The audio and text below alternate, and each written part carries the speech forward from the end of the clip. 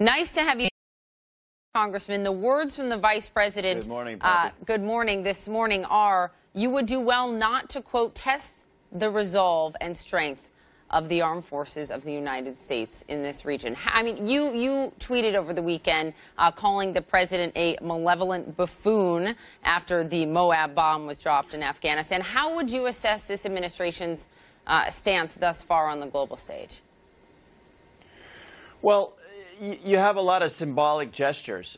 Look, the Moab was a very big bomb. It's not like we haven't been dropping bombs on Afghanistan and on Iraq and on Syria for a very, very long time. And, of course, all the saber rattling with North Korea, you know, it's not like the previous three presidents, Obama and Clinton and George W. Bush, and even before him, George H.W. Bush. It wasn't like those guys were stupid. It wasn't like the military was not powerful under their leadership. The fact of the matter is, whatever the vice president says, the city of Seoul, with 10 million South Koreans, is within easy artillery range of North Korea. So Vice President Pence can say what he wants, but it doesn't change the underlying formula or the strategic chessboard here. It does seem as though this administration may be having a bit more success, or perhaps a lot more success, getting China on board to really play ball this time around than his predecessors, both Republican and Democrat. Would you not admit that?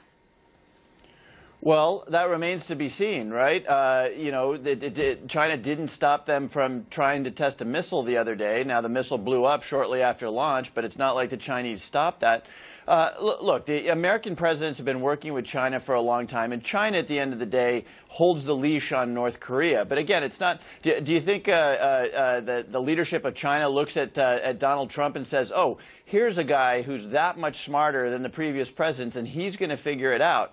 Again, the strategic chessboard in North Korea is still pretty ugly, right? If the North Koreans decided to, they could obliterate the city of Seoul, and that's that doesn't change just because Donald Trump is using different words than his predecessor used.